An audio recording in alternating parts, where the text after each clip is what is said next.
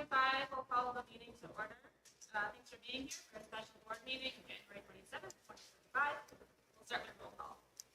Jimmy Brittle Swanson. Here. Dave Smith. Here. Dominique Stewart. Rachel Henderson. Here. Dale Balke. Here.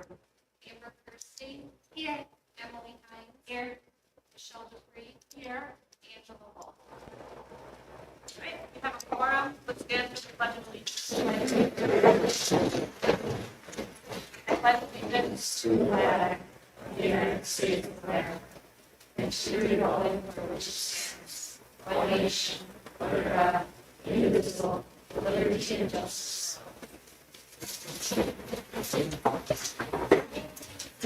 And our mission statement, the school district of the Menomonie area, by embracing the unique needs and using the strengths of our diverse community, is dedicated to preparing all students to become lifelong, caring individuals and responsible citizens. Are there any proposed changes to the agenda order today? Seeing none. Next up is community communications. We have one speaker tonight, Angelica.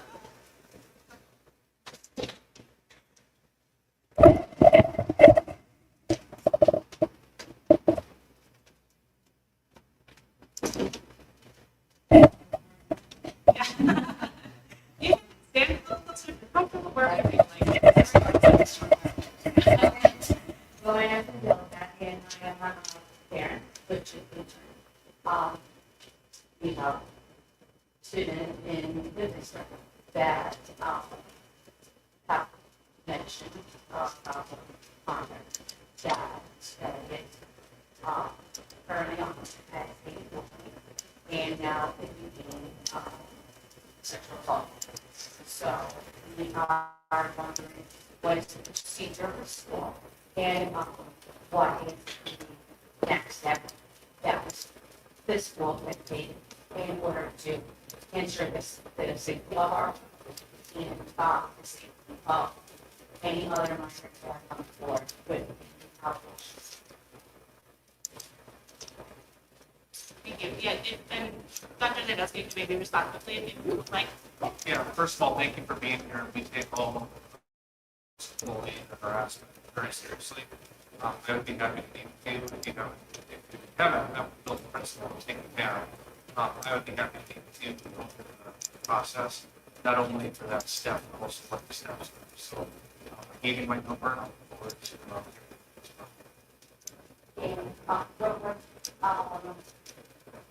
And any other students or students at the location, refer to school or what is the next step that we should let them know what's it. Yeah, there's a lot of different ways people can report bullying or harassment. What we really prefer is to have a student and parent report to the building principal. But we realize that sometimes that isn't the best course for some people. We also have online forms that can be filled out anonymously, or talk to any teacher or contact the teacher office. You have a procedure that everyone's And we're online and find on the school district website. We have a link free zone, and there's a link right there. Thank you so much. Thank you. Okay.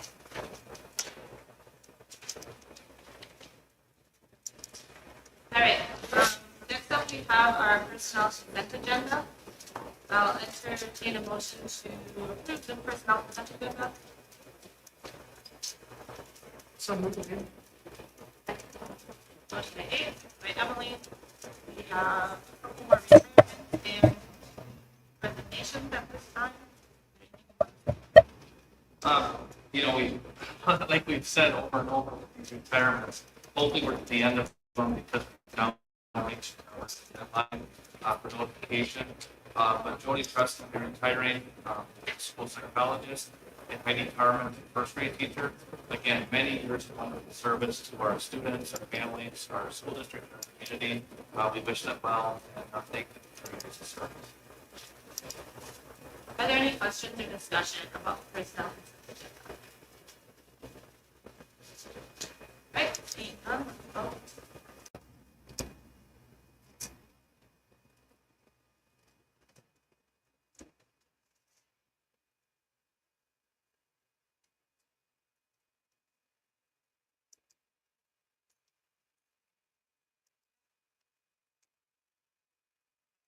Motion passes unanimously.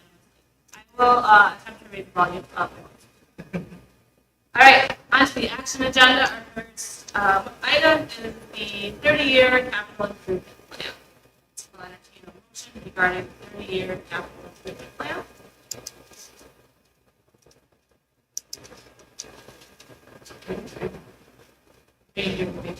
Yes. Okay. Motion by Abe to approve. Do you have a second? Second. Stuart. Okay. Motion by Abe, second by Complete. Discussion. This is largely the same plan that we had before us at our last meeting. There have been no changes since our last meeting. We did discuss a number of items at that time. And I guess I'd like to hear from the board, we want to see what you want. When you say no changes the last time, are you thinking like no playground? Correct. So there's been nothing added to the 30-year plan at this time, following the discussion we had at the last meeting about playgrounds.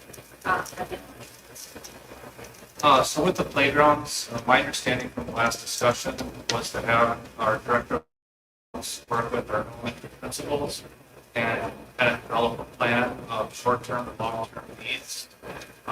Also, I think with all of our site visits that we're doing over the next few months, we could have the opportunity for the board to also take a look at the playgrounds. What I will say is this capital plan can be amended, modified, changed at the will of the board. Even though in our calendar board reports, we bring this forward every January, if we're able to take a look at those playgrounds, develop a plan for both short-term and long-term needs, the board decides that that's something that belongs in this plan, that can be added at any time at the board's discretion. At this point, we really have no way to predict exactly what would be needed for those playgrounds since the last discussion. But I do think with some time and some opportunity to review them, something to come up with. The other thing we talked about last time was the ability of a full rating facility study. I do think along with the playgrounds, there's other facility needs that need to be thought about moving forward. You all know that this Fund 46, the fund that really pays for all of these projects, is set to go in the red in just a few years. So not only do we have to think about what needs to be in this plan, but also what needs to be funded. So that's kind of where we're at right now. But there's different direction of what we'd like the administrators to take. We're all ears and we'll serve the discussion of the board. Do you have a sense of how long Barry Beatty and Kevin and the various principals might take? Do they have a work plan?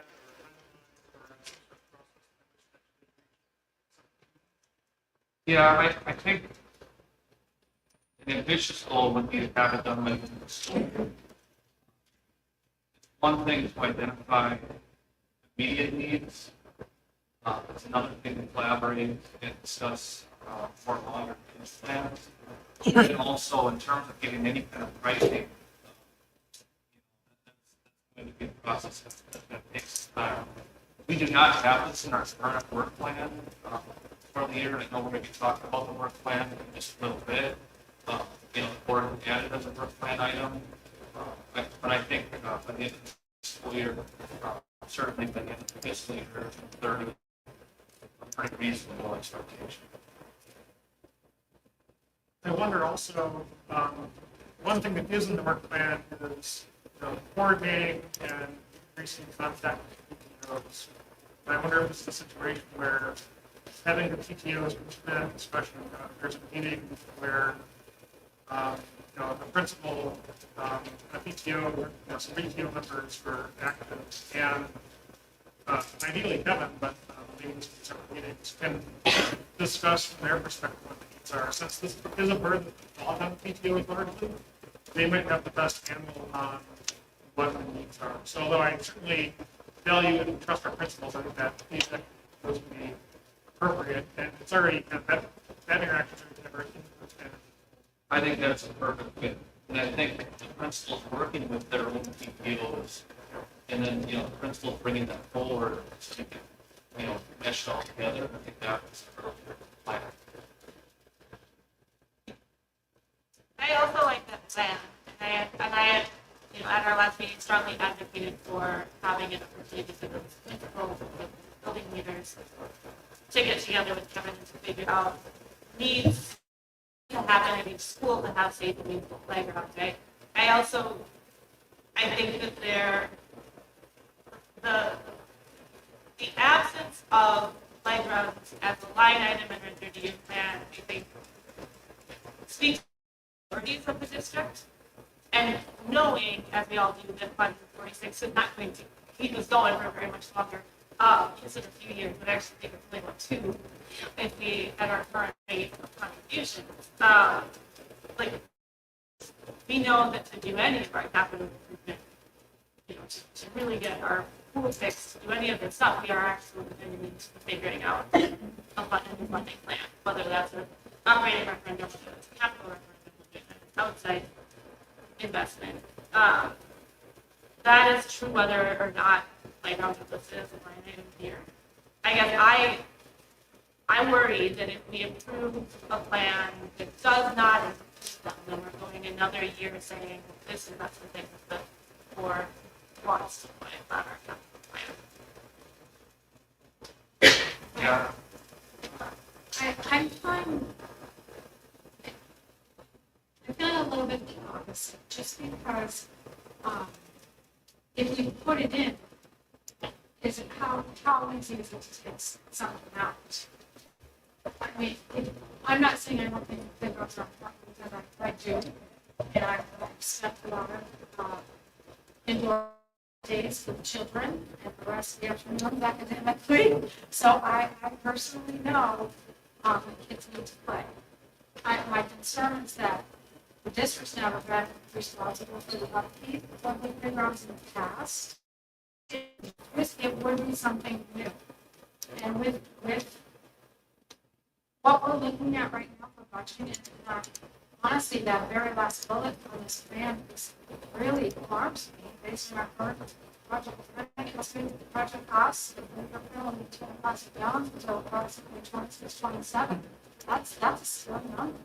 And so I would feel it would really make me nervous to add that before we even have a tour, know what the needs are, hear the recommendation from the principals. I would like to have those things in place, and then if we want to revise the plan, we could.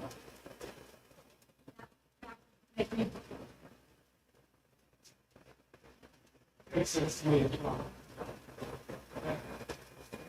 It's very loud. Consider adding a comprehensive assessment to the plan so that it's at least there's forward movement and it's documented as something that we do want to pay attention to without committing things to it without having full information. I think that that's what we could add.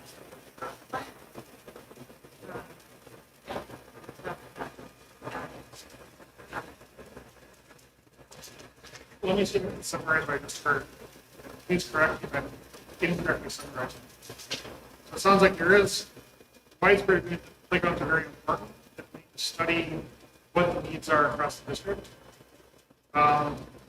It sounds like there's opinions both ways on whether it's worthwhile to get an unknown or zero line item to the actual spreadsheet.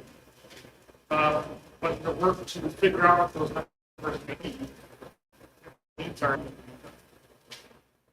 Does anyone disagree with that summary? That states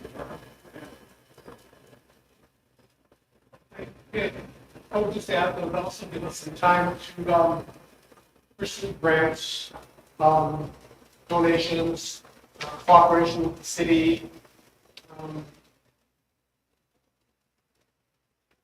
to maybe,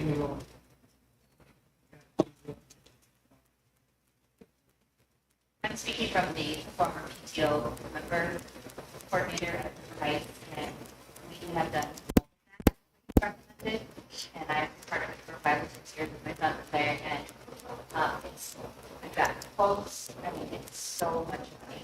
And parents are feeling frustrated when I was there, and then listening to the students that they were sharing their frustration at River Heights, that we're doing all this fundraising, and their children will never see the benefit of that playground, because they raise $20,000 a year, and that's supporting teachers, supporting, buying books for kids. It's not just the PTO that has to pay for this playground, it's really the dollars or whatever the pool that we get, different books.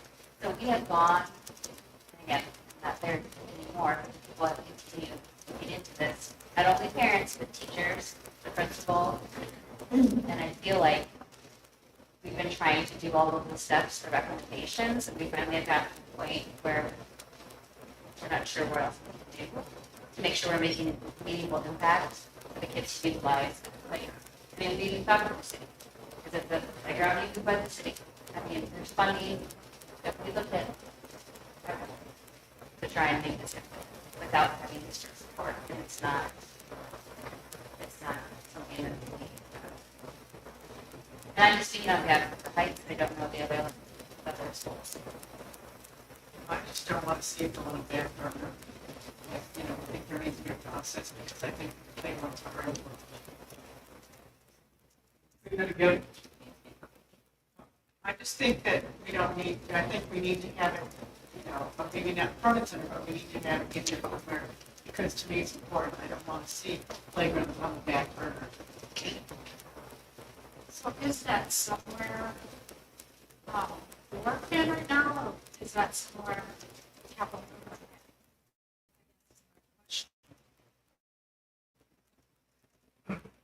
It sounds like we're more or less in agreement of definitely work too. And I don't think there's any, it sounds like no objection to that being added to the work. And then the question is, what's before us right now? Well, work plan will be before us, although that doesn't require a vote. And what's before us right now is whether that would be added line item. And then the cost of being into the county. And just for some clarification, the work plan is not necessarily, there's no legal reason why it needs to be voted on. If the board's, it can always come back in a future meeting, but if the board's directive is clear, there's no need for a vote on the work plan. The capital improvement plan, however, it is important there's a vote for, because in order for us to expend funds on Fund 46, it has to be listed in the work plan or in the capital improvement plan, and that's a legal mechanism that has to be there.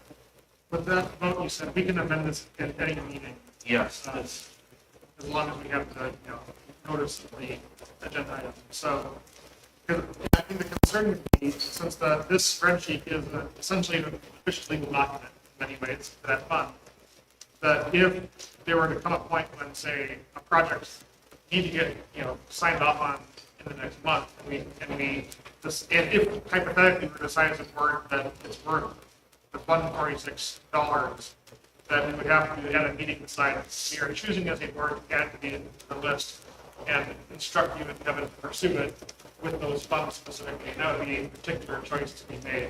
We'd have to pursue. There's nothing really preventing us from doing that if it were to occur, and it's hypothetical. Right? Yes. But just, and frankly, even if the board approves the work, the capital improvement plan tonight with $0, it still would need to come back. it's, so until we know have an estimate that's valid. Right. Yeah. But again, I don't want to be thrown too hard. I mean, I look at this work plan, and I think about how are we going to replace our student staff computers in a few years? How are we going to replace that boiler when it goes down? We hear about leaky roofs sometimes. I mean, when we look at the plant not being funded, it's very concerning when you look at basic operations. So I am hesitant. It's too bad because we had this plant fully funded on a capital fully funded just a couple of years ago. But with the changes in the budget, not passing the referendum, and then all the increased expenses, especially due to technology, it's in a hole.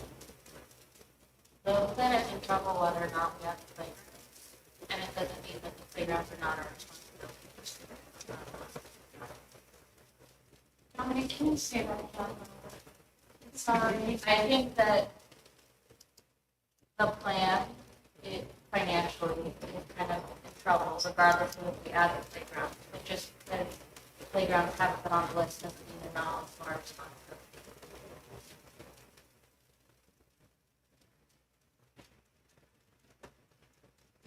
I sort of feel like whether we put them on the plan tonight or not doesn't really change much.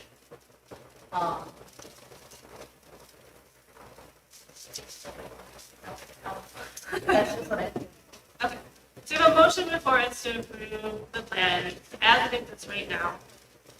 Again, I think we've had discussion that I think as we get into, the annual work plan, a little later this evening, feels like we're in fairly clear consensus about doing playgrounds in that, like a playground study or in that work plan. I guess the question now is if we want to ask for an amendment to the 30-year work plan before we vote. I have a question for Yeah. proposed amendment. Joe, you mentioned the idea of a facility study.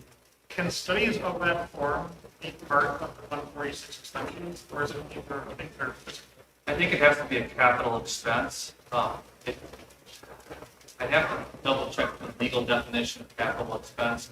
I don't think a standalone study would likely qualify unless it was part of the project.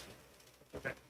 But I'm just have to gonna- double check. Yeah, I was kind of working at the carpet for the first question about like, if one of the goals, medium term, is to have a complete assessment of what the physical needs are, so we can decide how to get the things we really need funded, which may or may not be the playgrounds. How do we start to expend money for that purpose to actually answer that question? That's different than the work plan question. I just wonder, as we think about what the line items are, if it's even legal to have a line item about funding facilities. I think if that's the road the board wants, is interested in going into a facility study, I would like to bring forward some ideas about that. It just occurred to me now, so I apologize. There may or may not be an expense depending on the capital the board decides to take. I don't propose any amendments. I think that with the understanding we've just come to in discussion that if the work is done, the playground is done. I think the spreadsheet as is somewhat irrelevant to the question as long as we actually get the work done and figure out what the answers are.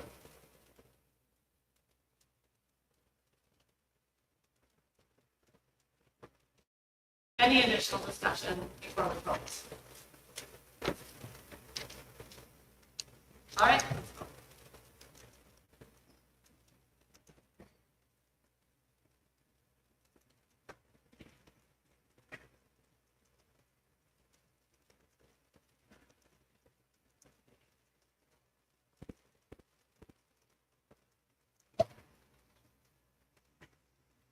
Motion passes. Thank you, everybody. Next up on the action agenda, we have an action to approve the number of regular and special education spaces available for open enrollment. Entertain a motion to approve that report. Amy, I did All right, motion by Amy, second by Michelle. Questions or discussion on this report that Tonya presented to us last meeting?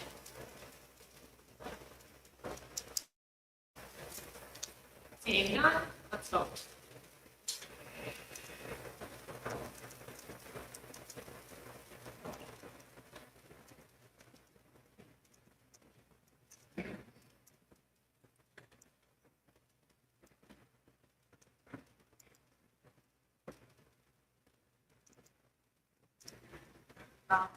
Motion passes 8-0.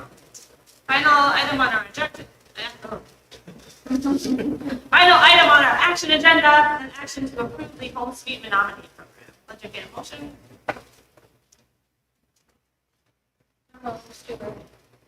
Second, Amber. Motion by Dominique, second by Amber. Do you want to kick it off, or do you have specific questions about the Home Sweet Menomonie program? What's up? Go ahead if you want. Okay. So The city of Menomonie, along with the Community Foundation of Menomonie and local employers, started a program in 2018 called Home Sweet Menomonie. And the intent of the program is to help employers incentivize employees for living in the city of Menomonie. And the school district at the time was one of the first people to participate in this program. There was a $50,000 investment that was made in early 2019. And by making that investment, that allowed all the employees in the school district to qualify for a $10,000 interest-free loan for the purchase of a home in Menomonie. It's been very successful with our teachers and other employees in the district. We've had 14 SDMA school employees participate in the program. But because of the demand of the program, they are changing the funding structure. We have not made any contributions since that payment in 2019.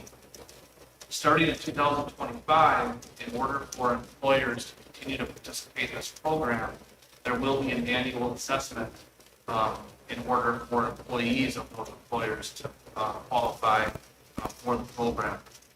Based on the number of employees we have here in Menomonie, the cost of the school district would be $10,000 per year.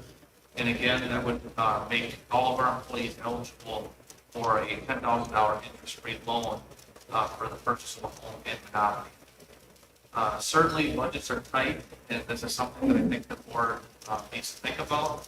But what I can tell you is that, especially with staffing shortages and increasing home prices, it's more and more difficult for a beginning teacher or our hourly employees, really everyone, to purchase a home. And there's a lot of benefits for our students having employees live in our school district.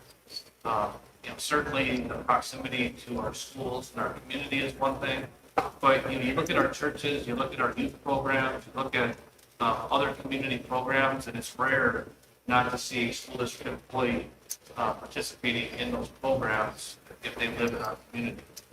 Now, our employees that don't live in our community still are very good employees, and many of them are still active in our community. But there's no doubt in my mind that the employees that live in our school district are more involved in our community. There's other benefits, for instance, enrollment.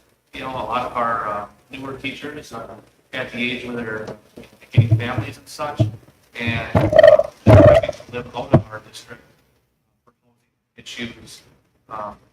We've seen it time and time again where we might have employees that live out of district and their kids end up going to school out of district. And then frankly, retention is a big deal.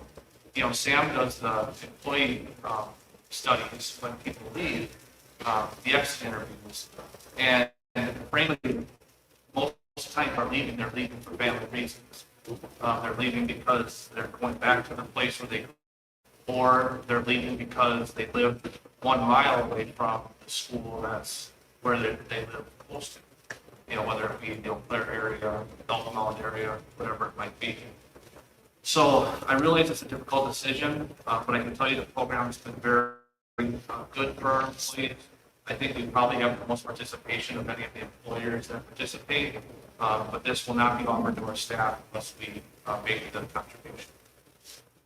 What is the commitment? And I apologize, it didn't occur to me to ask this in advance, but so this is saying it is $10,000 a year going forward. Is that something you could choose each year Yes. to do?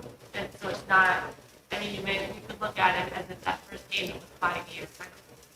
That was 5 years, whereas Brian's in 20, or I guess it's 6, but in 2019 it was $50,000. But this is year by year. We can choose every year to put the $10,000 or not. Yeah, we're not committed beyond 2020. I consider it to be a pretty good thing for a buck. Especially if we haven't had to donate anything since 2019, and we have 14 staff members that they can do that, so I'm all for putting the 10,000. To me, that's kind of a drop in the bucket. I also wonder if there's some kind of synergistic effect without knowing kind of what other organizations are choosing to do. Does the fact that the Menomonie School District continue to commit to it help promote the program within the area and keep that available to people who, you know, if we want to build our community, we want to see growth for lots of reasons, but not least of which is getting enrollment. Does committing to investing in those programs have a larger effect? I think so. I think without community organizations working together, a program like this cannot exist. And, I think about the different people or the different places that are involved in this. And, you look at Stout, at 3M, I mean, I don't need to list them all, but Anderson, Cedar Corps, the city, I mean, it's a pretty good group of businesses that are coming together. And housing has been a phenomenon. I think you have to recognize that too. It's not easy for people to live in our city. I will say, I do wish that this was beyond the city limits. I wish it was the school district boundaries, because there's other beautiful places to live, within our school district that are not in the city, but that just simply isn't an option. This is a city economy program. And it sounds like most of the major employers are part of this program. Yes. Staff member have to make a commitment regarding remaining in the district in that home for a certain amount of time? I don't think so. I think it's, if they were to sell their home, I believe, before then, I think that would be paid back. I'd have to double check that.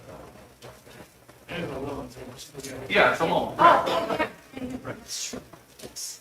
I think it's a great connection, Pillar 3, honestly. I think Pillar that 3 was, being our talented workforce. I'm sure it was reflected heavily in Pillar 3, a few years ago. But also Pillar 4.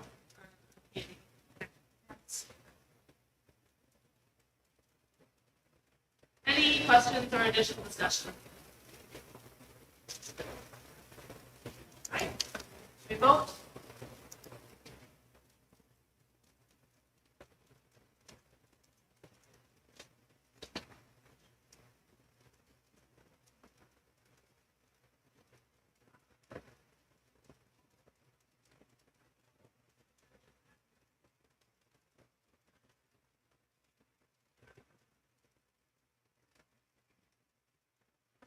Motion passes.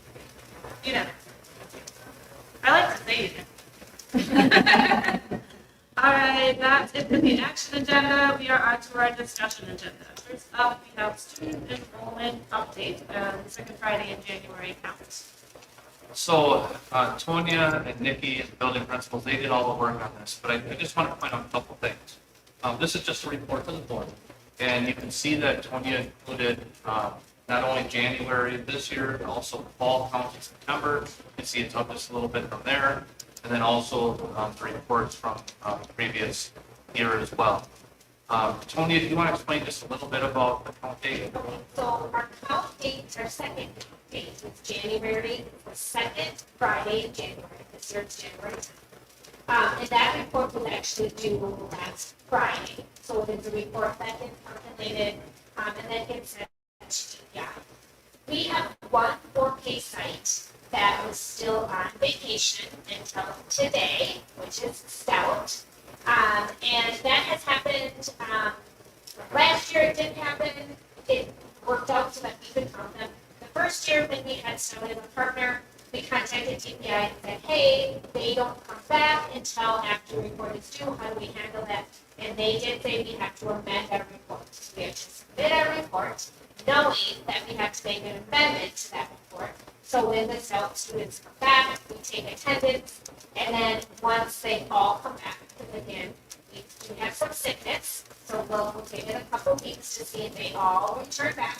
The day they return it back, then, so it will be sometime probably next week that we'll be able to amend the report to BPI to include those Stout students. So this has happened before, it's just based on calendars and how those calendars fall. So that is why we did have to submit a report on Friday. without those 4K step students, and then we'll amend it to include those step students when they all return. So the amended official January 10th Yep, is what we would consider the most accurate count. yes, that is what will be, hopefully the amended report. So unless we have one of the students not return, but we've heard that they are all planning on returning, so that we'll be able to amend it. Yes, great. Yes, we want to capture those students, so we just have to do it by amending the report. So that's probably more information about the count date that you carried out. But I also will throw out that the fall count date is the one that's really important for revenue limit.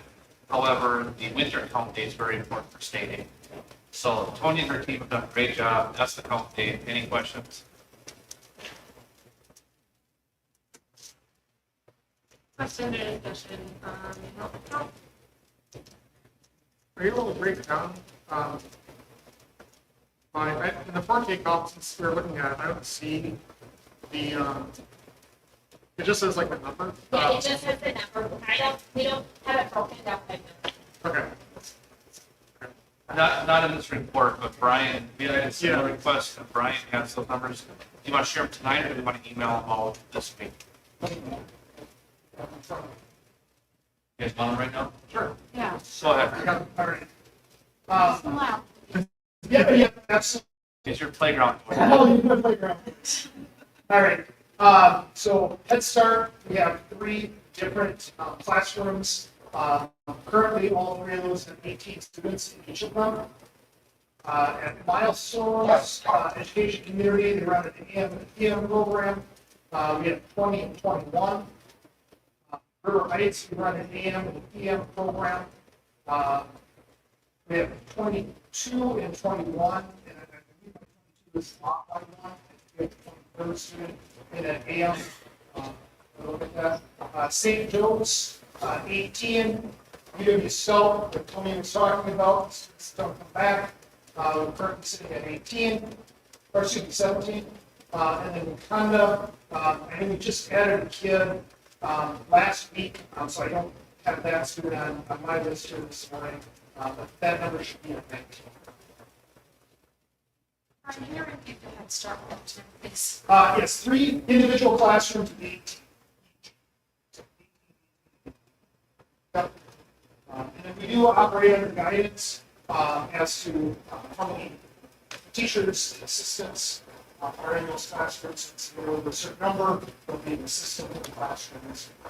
What I will say is we are at about as close capacity in 4K this year because we're operating with 2 less 4K sites this year than we did last year. But we are very close to capacity based on this.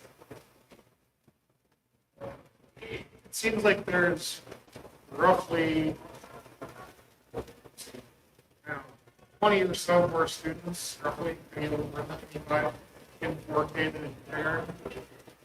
Is there typically a drop-off as kids move into kindergarten at the private schools, or? So depending on the year, yes, there have been times where we have 25-ish to 30 students in 4K. Some of that are students who can enroll into our district from neighboring communities that do not have a 4K program. And parents or caregivers work within Menomonie, and then they go back to the community as well for kindergarten, for 5K, and up. And then yes, we have some students will stay in the programs. Yeah, and I mentioned many of the St. Joe's kids will probably stay in St. Joe's. So, I just also want to point out that like last year's 4K total was about 50 students. So it might just have been the Yeah. difference of like cohort rather than a percentage. I realize we have a whole different time when the 4K program is on. So, I am curious if you're concerned about that lack of capacity, if our 4K demand is low. So it's something that we monitor closely every year. We monitored it this year. As we got right up to enrollment, we felt confident that we would be good this year. We do partner with our child care facilities and the community to get a rough estimate. That's where we're at right to try and determine what potential numbers next year we can put, so that we can increase some events. That's where we're at. Our enrollment window opens February 3rd for next school year. So there are 4-year-olds or incoming rising Mustangs in the community. Try and get And get them to enroll by February 5th, ideally, right? Not perfect. August. I'll even take this. Any additional questions or discussion on I do, I'm concerned about the numbers. In a couple of different ways. Are all of these sites responsible for standards? Yes. And so, but just as, to have an example, I'm looking at Riverhead's 20. Same teacher all day. We have a morning, teacher in the morning, the afternoon. Our afternoon program. So, teacher in there because program design. And pair up in the afternoon, in the morning, we have the teacher. When you say program, I'm talking about special ed. Yes. So a special ed teacher and a regular teacher in a para is designed for future students. So it might be slightly a higher number there. Teacher.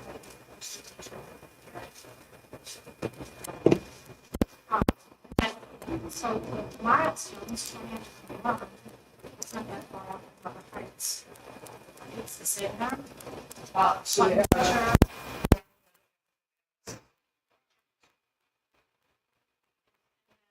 So those teachers,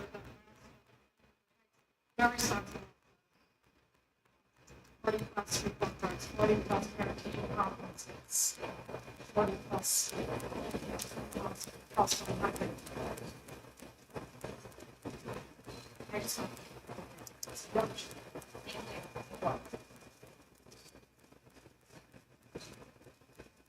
And so the being childcare sites are also subject to like.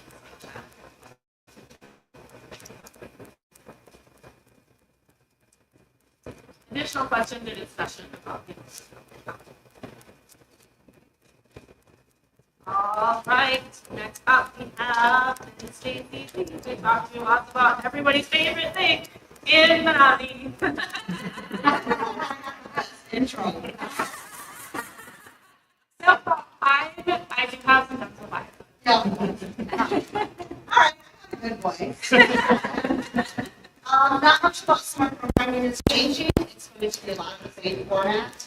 I think our families in the community expect to have 4th of July week off. So you can see that it's going to be 3 sessions, Monday through Thursday, 2 weeks each. We have all the online registrations. Carla and I have talked it through. We have contingencies where they don't have Wi-Fi, they can online, they can come in for an appointment. We also have late registration, those that move in later, meet the window. So all of those have been published and received. We have some athletic camp going beforehand. We're looking to see if we can have volleyball, things like that, if we can change it, so there might be more opportunity. Every night we on that Friday fun, we're going to collaborate with the Menomonie Public Library and have the Raptor Center come in and bring in some wildlife. Yeah, fun.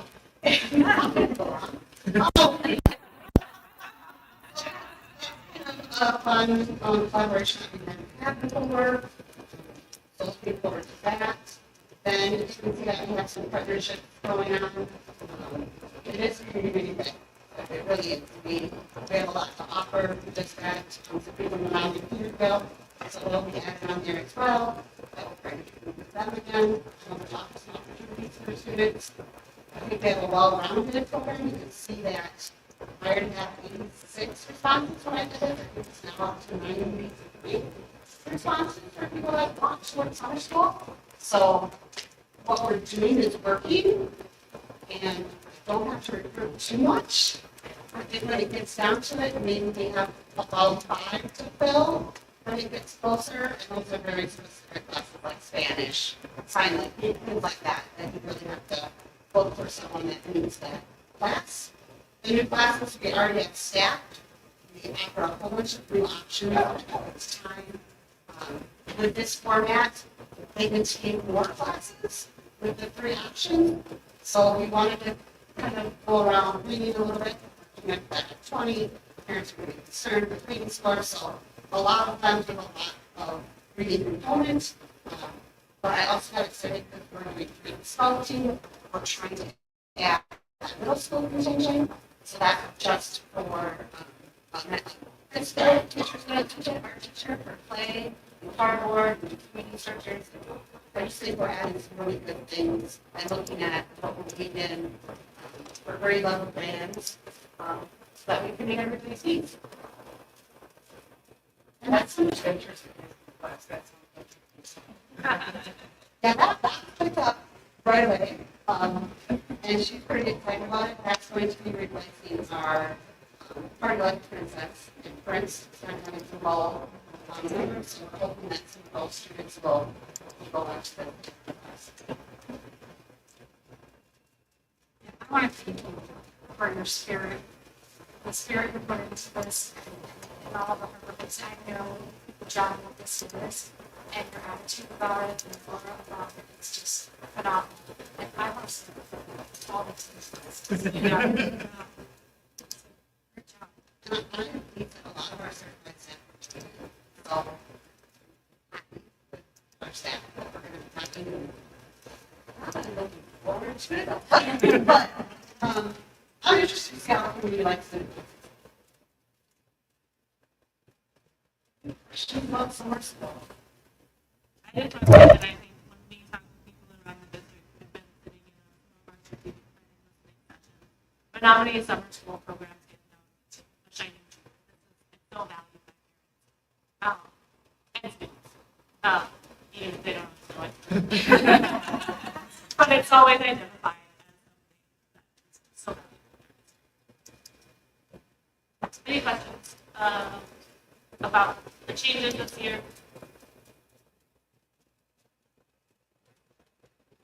Thank you for being here. Next up, we have, as promised, strategic planning goals and major activities for 2024. Okay, so the board members, you received our quarterly update. You can see that the work plan is now up to 15 pages. I would like to first give a shout out to all the members of the administrative team and their staff. Any of the accomplishments on here are a team effort. So, you know, there's a ton of progress we've made in all the different, but really it's because of the good work of our team. We wanted to spend a significant amount of time tonight really highlighting the work that's been done in high school.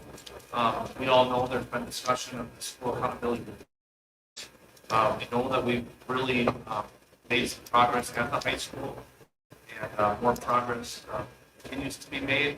But before we get to the high school, are there any questions or anything else in terms of the updates or anything else that the board would like to know? And I did make a note to draft it over the plate, so that will be coming.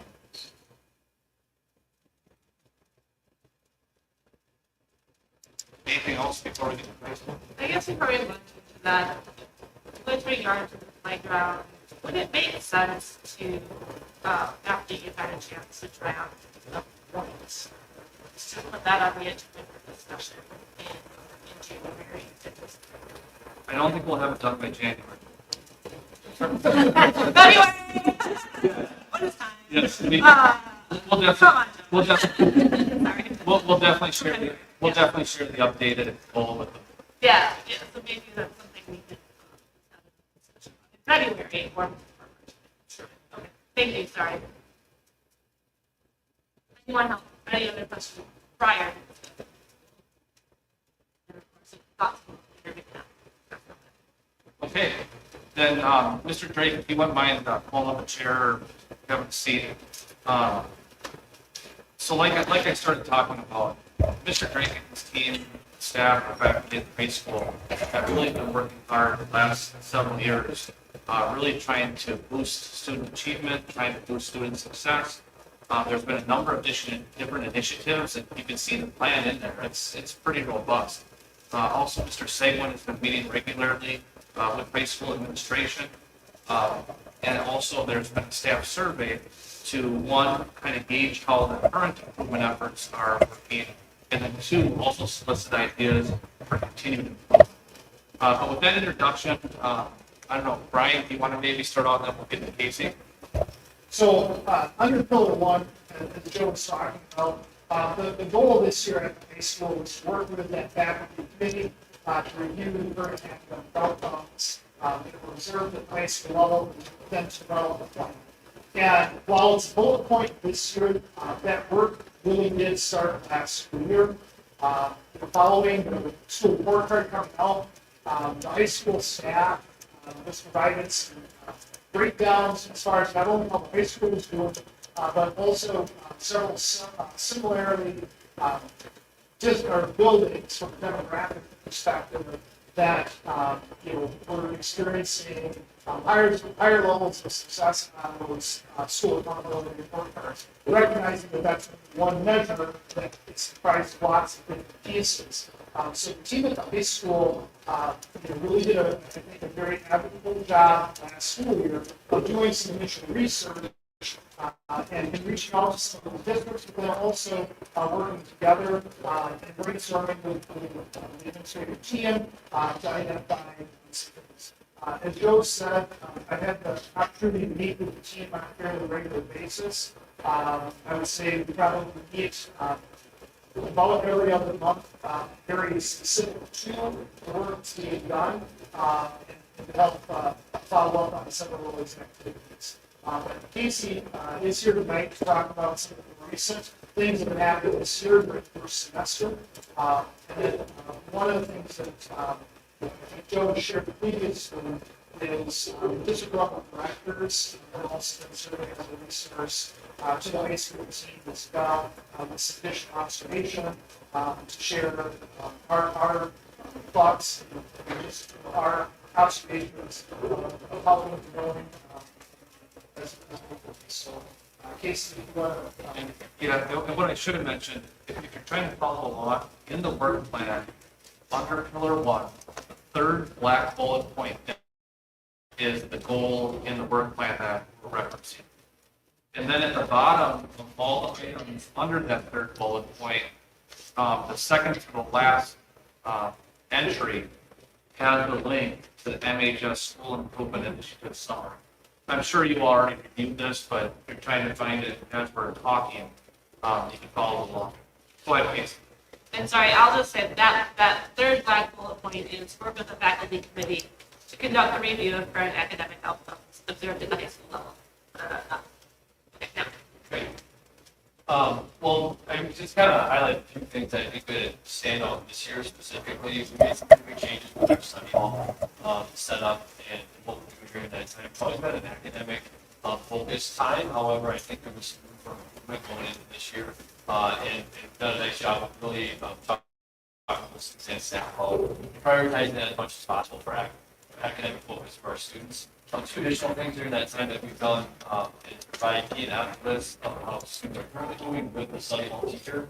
So the study hall teacher isn't necessarily the classroom teacher in kind of they are, but not always. But that person can serve as somebody who can relate to them to see what they're doing well, but also look at areas for improvement. I'll prioritize what assignments or assessments should be taken first and kind of make sure that they work towards that. Then also connect with some of the classroom teachers that students sometimes might just not for some reason, and help kind of bridge that gap. So we've seen some success with that. We've also shared out information about targeted groups of students who are achieving just below the next grouping or the next performance level on our state assessments, and really trying to highlight some of the strengths that they have and hope that we can continue to build on what they're already doing well, but have to achieve a little bit further than what they're currently doing on the next state assessment as well. So that study all the time has definitely been an area of focus.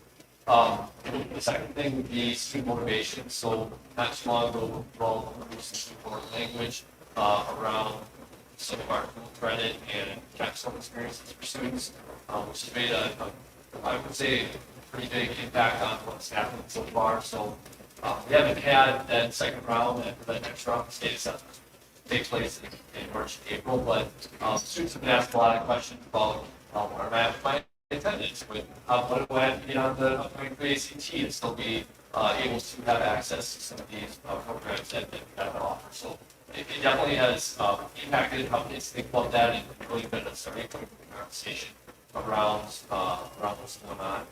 We also really started to highlight our state assessments program in spring was just fun competition for kids that we're trying to do. So we had one with their juniors where they had opportunities to build vocabulary connected to the ACT, and then they competed against other study halls and were able to kids that we're going to kind of repeat a similar process with all three grade levels that we take the spring assessments. Up here as soon as we're going to kick off what that looks like, how that kids did in the past, and how we can see some growth going forward with that. Third, our PLC time. So we had late starts on Wednesday mornings for multiple years, where our teachers and staff work to plan and prepare for upcoming assessments and learning activities within the classroom.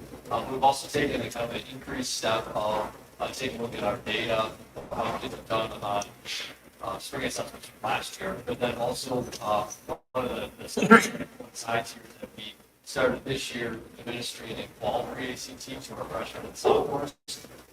Just replaced our assessment for those students, and it's much more connected. It's pretty much the same test as what they'll be doing in the spring, which makes it an easier conversation and a more perfect conversation with students and staff about what we learned from that fall pre-ACT and how that translates going forward. But getting back to the PLC piece of that, our staff is able to use that information to make some additional decisions about what their curriculum looks like, and make adjustments to better support our students. And then what they create out of the assessments and the day-to-day learning activities mirror what the students will be able to see on the spring assessments as well. So that PLC time is vital, I think, really to be able to have our staff able to respond to some of the information that we're getting. And then I guess the last thing that I would highlight is some of our student behavior pieces. So cell phones have been something that we really kind of doubled down on, not allowing classes this year at all, and that has been positive. We've seen some definite, both from students and staff, less use of staff, like their responses to us about cell phones and how it's a lot less effective, being a little bit more focused and motivated to do the academic work that they're asked to do. And then the other piece are always in the past had some concerns about kids leaving class, taking extra long when they get asked to go somewhere, not showing up on time, those types of things. And we really prioritized trying to clean that up as much as possible to make sure kids actually get the classrooms where they're assigned so that they can obviously dive in. But a handful of other things that were on the list, I mean, I could keep going for a while. I'm not sure how much you want me to keep talking with this, but the ones that I would highlight first. I have a couple of questions. So first of all, thank you for all this information, for the work you're doing. When you talk about the ACT replacing the STAR assessments for 9th and 10th graders, are 9th graders taking the same test?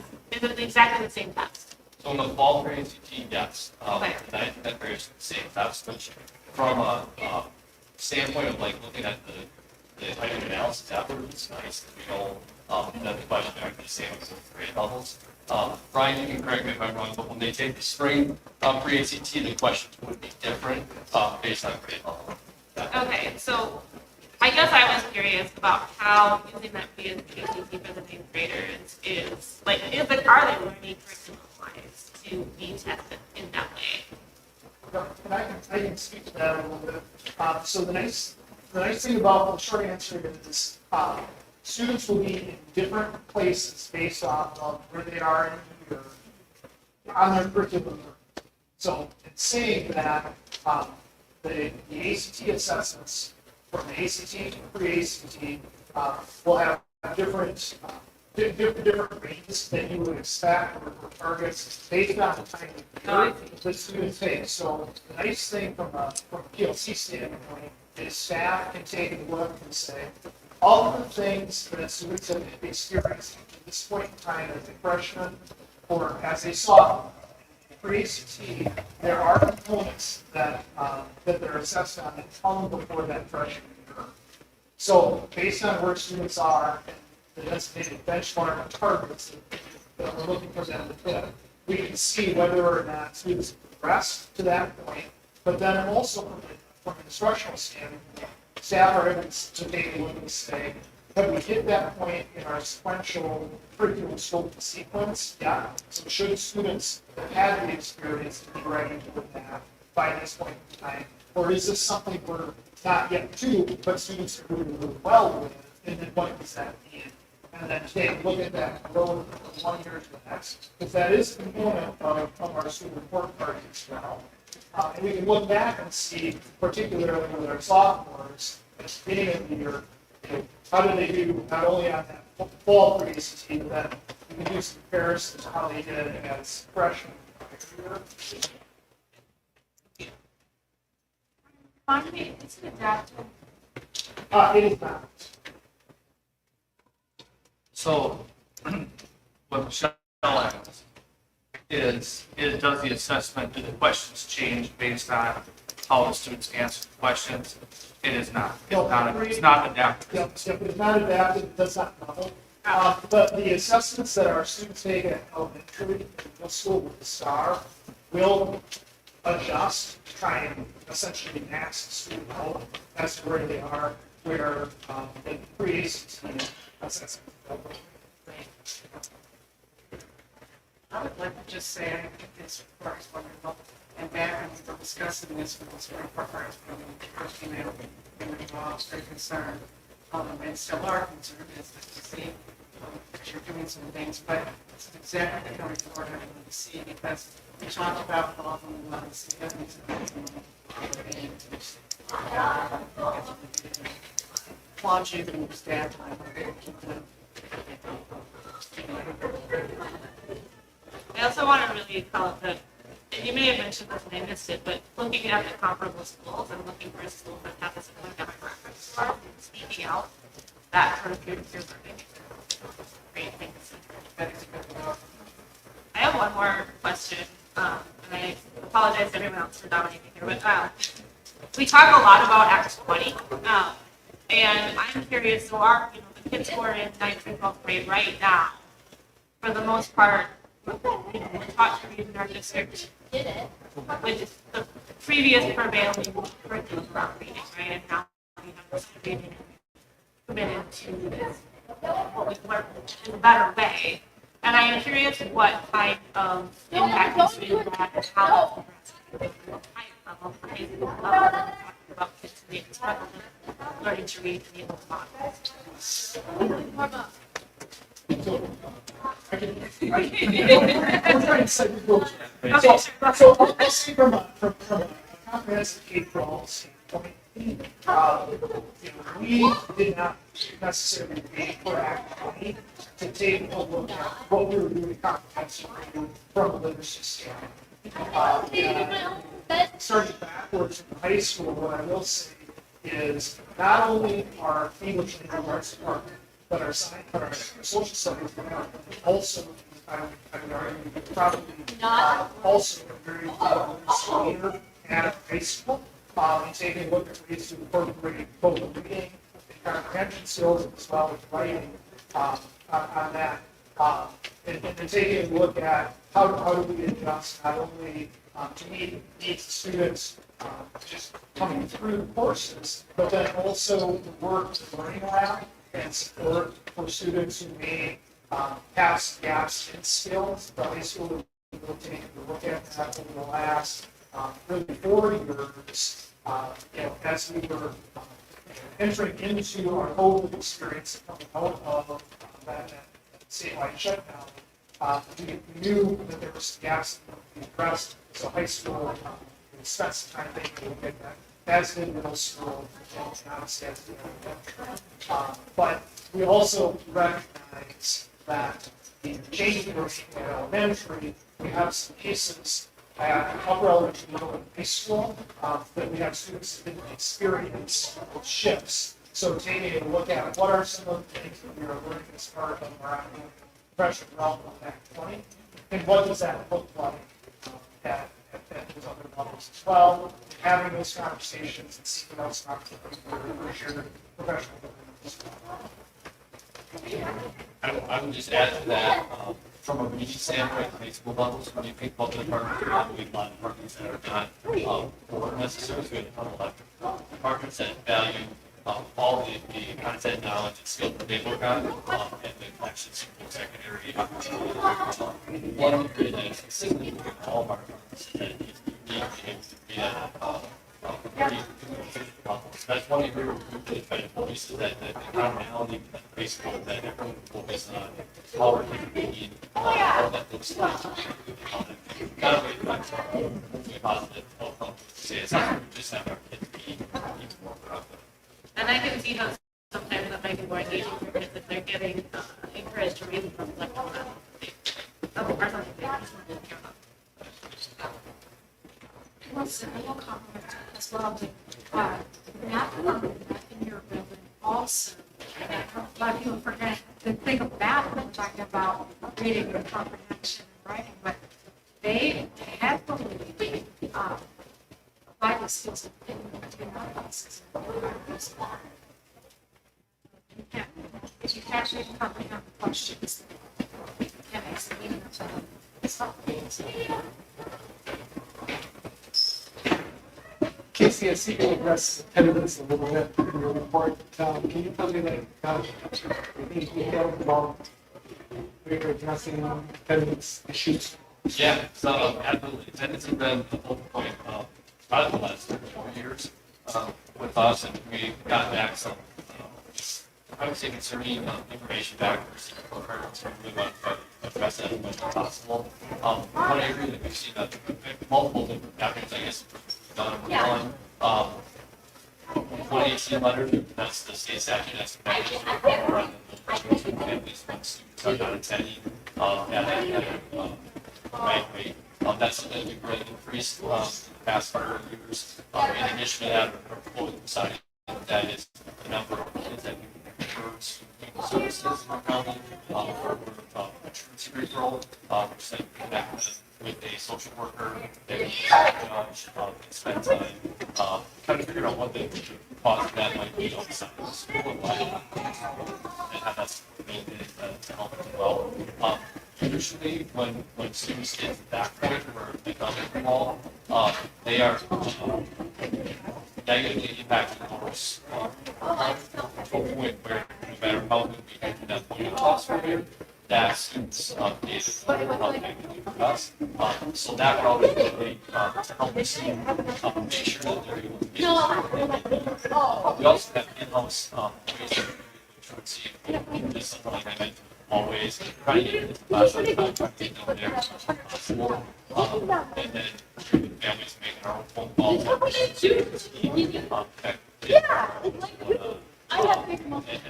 it's just we also think from a collaborative standpoint, it's classrooms.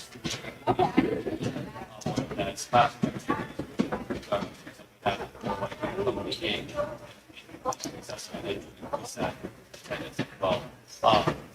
The one tricky part about attendance is that what we do for the county and the 2018 letter, the insurance referral, is not what is specifically connected to the state report.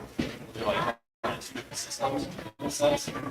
So the state report card website is attending 90% of the school year or better for any reason. So if you miss for any reason, more than 90% will come in negative sense.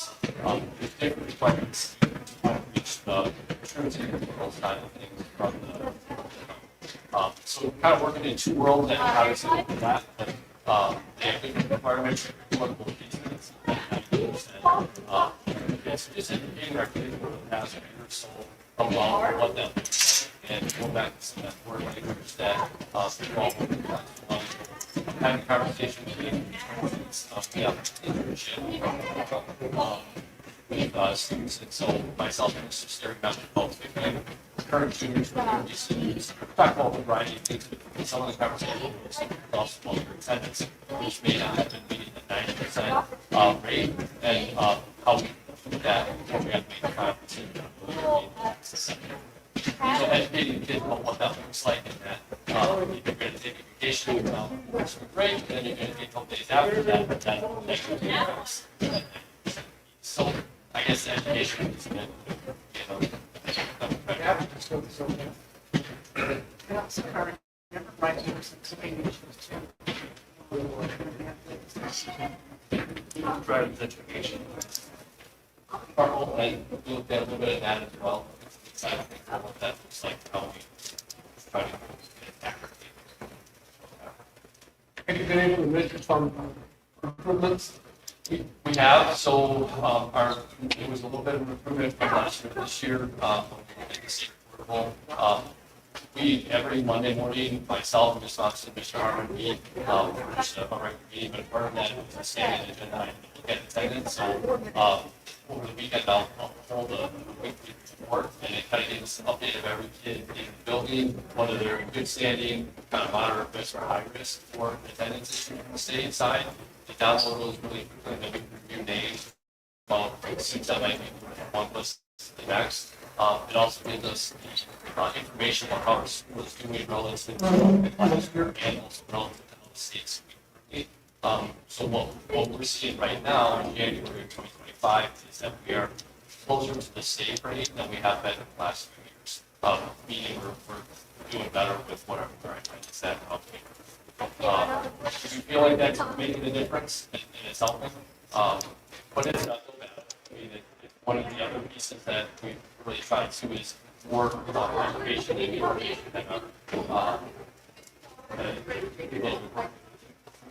services and our principals and those principals while getting families really honed in on having great attendance early on, so that potentially that bad habit or concern that are recruiting kids coming to school doesn't show itself.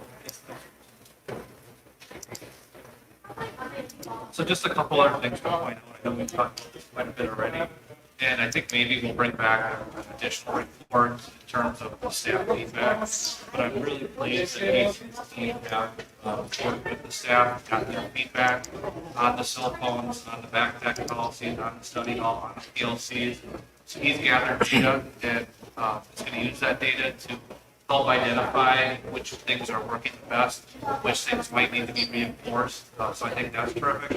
And just anecdotally, from a parent perspective, the connection with parents is critical. And just for my own kids, and starting second semester, I've received some emails from teachers, not because I'm the superintendent, but because I have a child in their class.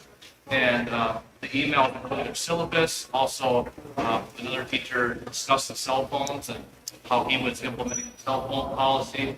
And I just really think, and probably the most important of all of it was the teacher explaining and sharing a link to their tracking document, which tracks the assignments, the assessments, the tests, so that a parent can easily identify what their kid is supposed to be doing every day. Because you all know, you probably know what it's like, where your son comes home from school and say, all right, how to do it, Dave? What homework do you have?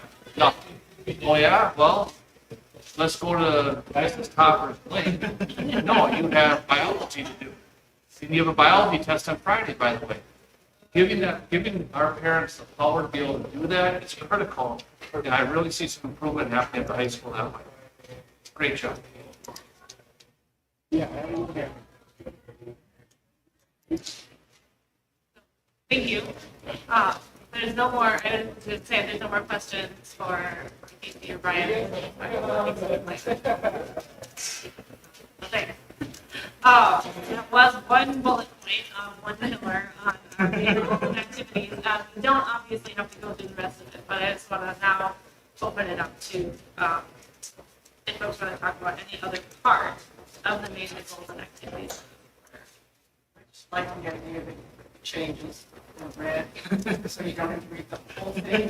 That is nice. Unless you sponsor. I like that idea. I'd like to see what Are you gonna run out of colors? Well, I guess that's one question I have for you. In previous years, we actually blacked out, you would still read it, but we changed it on black for the previous quarters, new color for the new quarter.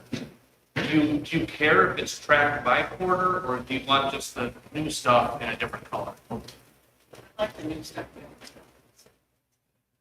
That's the most important part. Okay, we'll probably do that to make it, otherwise it's gonna look like you're reading the rainbow by the time we get to the fourth quarter. No pun on the rainbow thing. I am curious, this is obviously an enormous amount of information, and it's wonderful for us to review this once a quarter. And this is maybe not something we can decide on tonight, maybe this is something, obviously, as we're in our strategic planning process and thinking about what's next. But I am curious if, what it would look like to create some sort of a quarterly update that is 1 or 2 pages instead of 15, that we can share out publicly about what progress the district has made toward phase 2 goals every quarter. I'm thinking about, it would obviously not be as simple as the new meeting summary graphics that the private Victoria have implemented this year. That has been really positively received, and I'm wondering about the ways that we could say, what was the progress for our major goals and activities this quarter, and not share it with you. Yeah, let me think about that a little bit. Yeah. We do our strategic planning scorecard at the end of the year, and Yes. I think that's a great way to kind of summarize. I wonder if we could have Let's think about that. a quarterly version of that, or things that just highlight some of the top, obviously, all 15 pages are the top things. But something that we could share out quarterly toward, that tells the community how we are progressing toward the goals under the pillars that they have. Cast. Let me think about it. Yeah. All the clear, it's such the event must be same idea.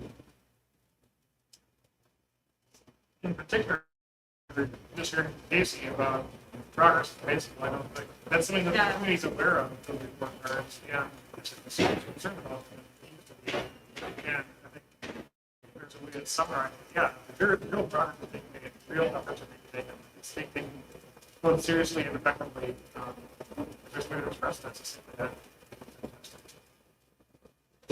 I'll talk about the main thing tomorrow.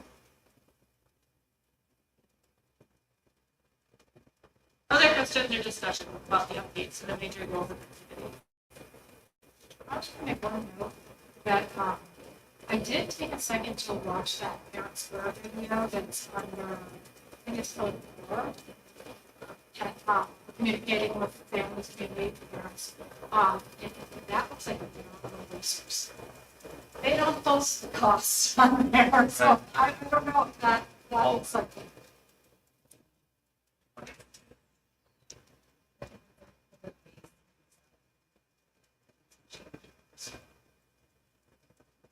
$7,000. Probably around $20,000 to $25,000. What's my ballpark? But it is powerful, and I think we are hearing loud and clear that, parents want something like that. I think as we go through our strategic planning process, it's not surprising that's powerful. And one of the aspects of it was that community members involved in the parents. And that's one of the things we have kids involved, they really want to know what's going on, they can all. And then regarding the cause, I mean, assuming we did decide to adopt something like that, it would replace past no and remind. How many? Maybe some of them. Yeah, I think certainly not 3 months. But there are some of them we are paying for, right? Some. That's no choice. Also, definitely do, like, it is a, what you might want to call a force multiplier, right? On people doing communications, right? That they actually can make that person more effective and offset salary costs like that. You know, so it's, tools are helpful sometimes.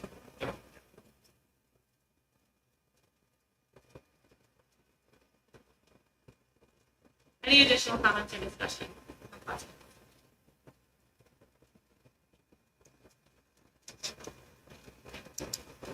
Moving on to a review of preliminary staffing and course offering timeline for 2025-6. So the next several items are informational for the board. We'll spend as much time as you'd like to on each of them to go through the details. But what I can tell you is that the one we're on right now, the preliminary staffing and course offering timeline, this is a very similar timeline to what we've been utilizing in past years. We're already well into it. Brian has already met with the high school administration.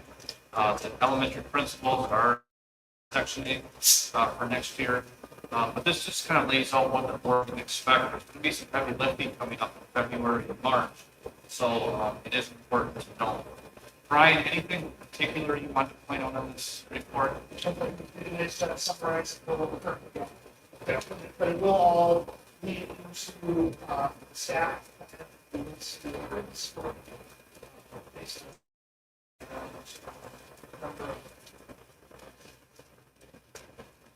Any questions from board members at all? As long as we have the platform, I'd like to, Mr. Drake has already reminded people, but February 1st is the deadline for students to apply for early college credit program for the summer session. That's one of the bigger dates we want to write. I'm not sure if this has been addressed, but I know there was a question about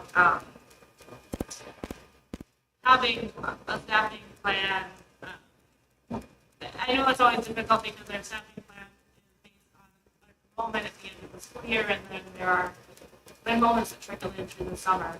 And I know that last year in particular, at the kindergarten level, right, there was some disruption with the number of, having to add a section.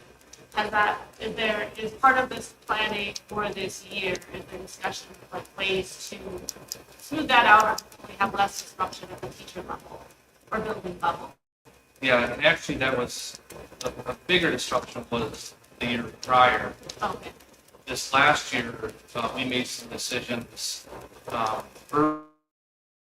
that we might be overstaffed in a couple areas, but we just felt that the disruption that we had gone the previous year wasn't worth the potential saving a position or two.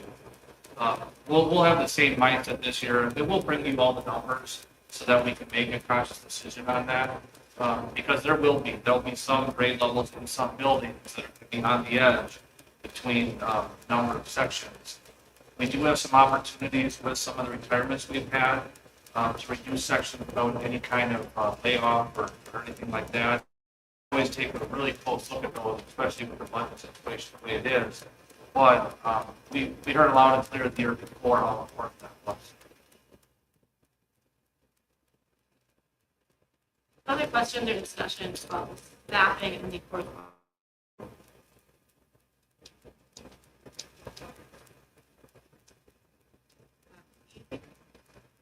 Next up, we have our annual professional development. Right? All right, so this is an annual report that comes to the board. In the background, there are 4 attachments that you have access to that summarize all of the PD events and activities that we take part in this year. We do have 2 professional development days remaining. One coming up in just a couple of weeks in February, and then one at the tail end of the school year. That last day after students are done is the staff PD day where we're going to wrap things up. The plan that I will share for the upcoming PD day, some of the items are still in development, but that one is one that personally I look forward to every year when we spend part of the day in a on-demand professional development focus in ed camp style is what it's referred to. That morning, the sessions are proposed by staff, led by staff, Has been one that has been very well received over the years. Obviously, one of the very big emphasis this year at our elementary level from K3 has been and continues to be the work on Act 20. Our elementary teachers involved in that have 2 more sessions coming up, and then they will finish that up as far as the literacy training. Just a few highlights that I want to point out as far as some of our partnerships this year. We continue to partner with a number of different agencies to help us out, whether it be attendance at CISA workshops. You'll notice that we purchase several of our CISAs for different purposes, or cooperative education service agencies. In some cases, that is for small group professional learning. In some cases, it will be with a larger, our elementary principals, for example. Their early literacy training is being coordinated by literacy consultants on the CC6. In addition, our AIM, Arts Integration Menomonie program, continues to be one that is highly utilized by our staff. Our arts integration specialists that we have does very much like our instructional coaches for literacy, math, and behavior interventions. Does a lot of in-classroom coaching and training with staff alongside of them, and gradually release, kind of pointing some of those things. So far this year, some of the things that our staff have shared have been very beneficial. Going back to the beginning of the school year, our new staff onboarding process, we spend parts of 3 different days before returning staff come back to onboard our new district employees and our new classroom teachers. We added an emphasis on our paraprofessionals this year and really worked on revamping some of our offerings for all of the staff. And our building principals, our existing hourly staff, classroom teachers, coaches, and then Sam and Tonya have been very vital to helping improve that process. We receive some really good feedback on this. So again, we try to balance bringing in either regional or national experts or specialists for specific topics, but then also tapping into our local experts, especially and balance that way. And then finding appropriate times and opportunities to have staff participate in learning and possible conferences and workshops as well. From a professional learning standpoint, making sure that we continue to provide opportunity for all students to be a priority. And I will say, one of the areas that I think we see the biggest growth this year will be around this.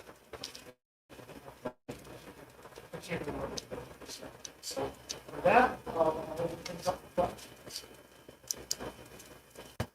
This is kind of going back to the previous thing about staffing, but something you said reminded me of it. And I'm sure Casey, you probably heard about this. Dominique and I were at the listening session for high school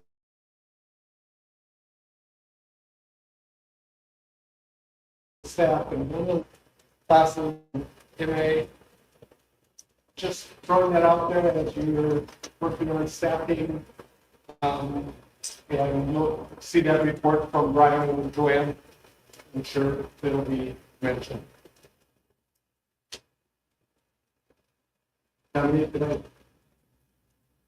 Would you agree that that was relevant there? Absolutely. I think,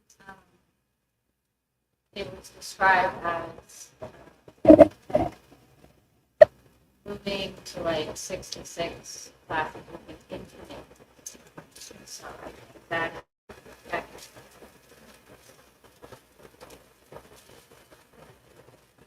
have along the same line about planning. So I have the community and practice DPI for looking at reading specialists. So we met today, and of course, reading specialists across the state, we're discussing Act 20 and the personalized reading plans. And my concern looking at this too, so we haven't entered the winter Ames Web yet. Correct?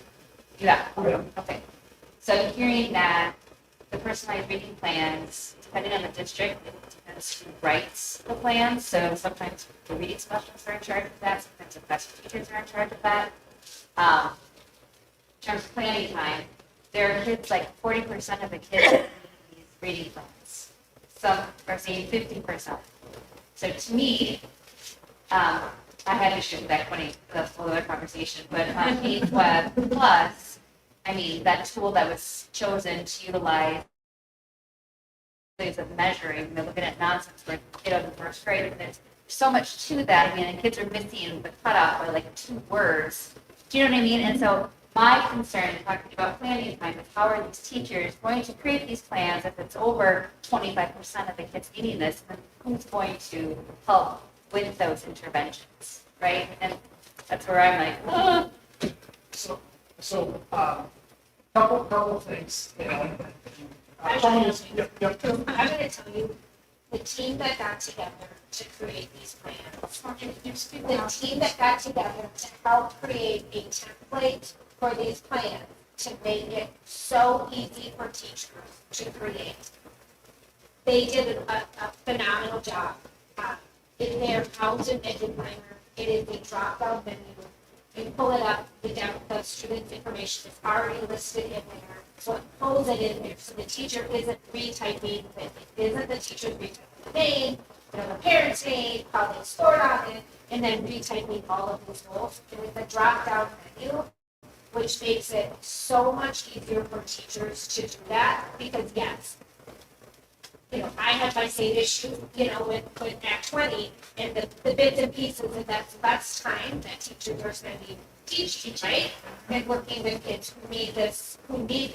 So they really did a great job in this district. Now, I think you collaborated with a couple other districts because we're all thinking the same thing. So they really did do a nice job. I had multiple teachers really worried about it, but after doing them, thought, okay, we could do everything, like if I could write my IEPs like this, please make this work, because it really did lessen the amount of time, and teachers weren't spending all this time. So Brian really, and his team really tried to say, how can we be efficient with this? How can we still write a quality plan, but be really efficient and help our teachers? So he did a really good job. And that was locally? Yes. That's fantastic, because I'm hearing these teachers today lamenting, and I'm just like, oh, so if you could share that with folks to help minimize, there was somebody that said, she's keeping track, it's at 110 hours that she's been working. In addition, so every night she goes home and works on these things, and again, I'm like, You could make it available for purchase, right? no, we want to keep it here. Little playground somewhere. What I will say, yeah, Tony talked about, David was involved, it really were a lot of people on it, things like that. You know, because at the end of the day, we want to make sure that the staff have time to do this. Now, all that being said, it took time. And things like that. But what I will say is the staff, as we met with them, we talked about from an Act 20 standpoint and from a professional learning standpoint, you know, ultimately what is the goal from a professional learning and an implementation standpoint. And it's that we want to make sure that the staff have access to quality professional learning around the early literacy instruction, which we feel like we take a step forward with that. How do we identify students who need some additional supports? No tool is perfectly doing that. We've talked about that. But how do we identify our students who need more intensive supports and recognizing that our students who are on the threshold of that identification level are going to need something very similar to a student who just isn't on that threshold? And making sure that we respond appropriately to all of those students in a manageable way. And then we put staff to be able to do that. And then how do we get to the act of action? I will say, one of the things that has been reinforced over and over with our staff is the implementation of these plans is as soon as practical, recognizing that, there are some hard deadlines that we have to hit. At the same time, there's some things that we have to use common sense with. And how do we put our staff into it? And that's really the approach to professional learning that we try and apply in areas of public confidence. But then also working with our staff. When I talked about reaching out and utilizing our local experts, our staff who have lots of experience in these things. What are the pieces and how do we share that information? So that planning time, we heard loud and clear, January PE day. And our K-3 teachers this year have very little control over their professional development time this year because of the state mandate to do this. And which it's just our reality. But our January PE day, really there was a lot for those other grades. And that's we're going to have to keep that in mind as we go into next year for our K-3 staff, because they had a very heavy year of professional learning this year. But that collaboration is basically prioritized as much as possible days and schedules as well. Well, making sure that we're also providing quality professional development activities as well, because that's something our staff say very loudly. We need to make sure that we have this. Thank you. What I'm hearing from you right now, I'm hearing the message loud and clear that you are all being responsive to what our teachers are saying. So thank you. I was question about that, and I agree. What was just said. I think last year, maybe at this time, you shared a professional development survey results. I assume it's not something you do every year as a formal survey. Because I assume it takes a lot of bit better. And you have plenty to do. I am curious if you could just speak to like how you are getting any feedback on an ongoing basis about the opportunity. Yeah, so we do once every 3 years, we do a PD survey from staff. But then our annual school improvement process that we use follows a framework that's referred to as WISE Score, where we identify needs and priorities and needs into our school improvement plans. But as part of that process, our staff help identify what are the areas of staff who need professional development and learning to go along with working toward those goals. And then not at the end of every PE day, but generally when we bring a speaker in, we will do surveys specific to those sessions. Like the February one, we get some feedback from staff on how that day went. At the conclusion of our Act 20 training for K-3, we received doing some surveying the staff that way. So trying to balance both direct feedback from staff participants, but then also taking a look at the rest of our needs assessment, which is how are our students doing and what initiatives do we have that way. And then direct feedback. Our staff communicate directly with each other, with their building administrators, with us, and then we take a look at how does that align with the plan, levels as well, and match those pieces.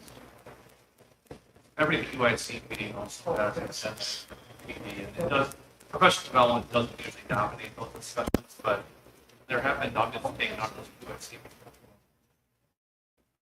Also not on the effort that follow maintenance and assist the development needs plan to be very labor intensive, analysis to diversity.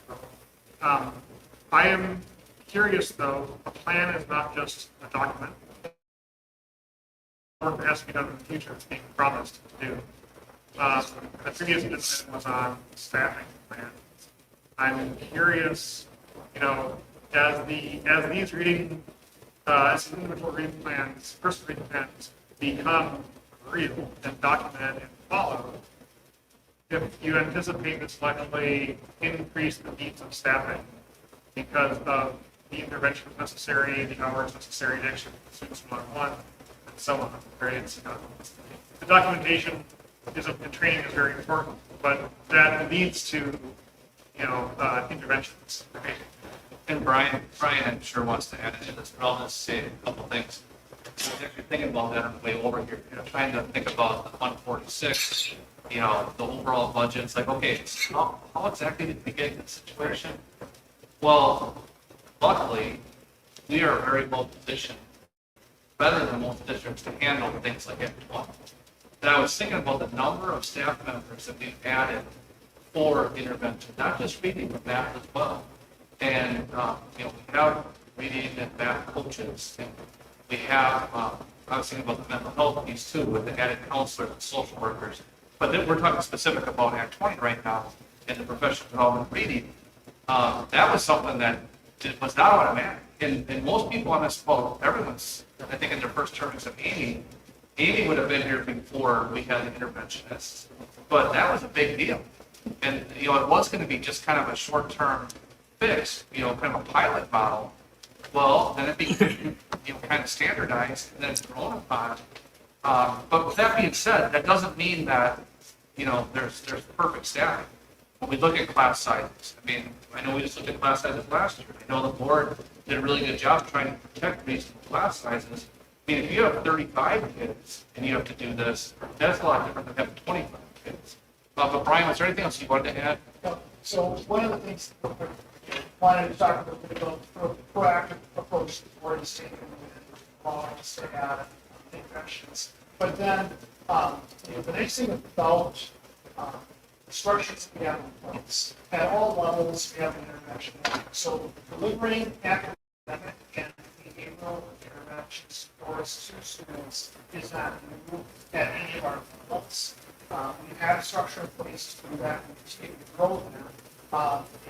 Again, with these plans, they say that the built-in accountability check for us as we receive those plans, once every 10 weeks, there's a systematic review that takes place.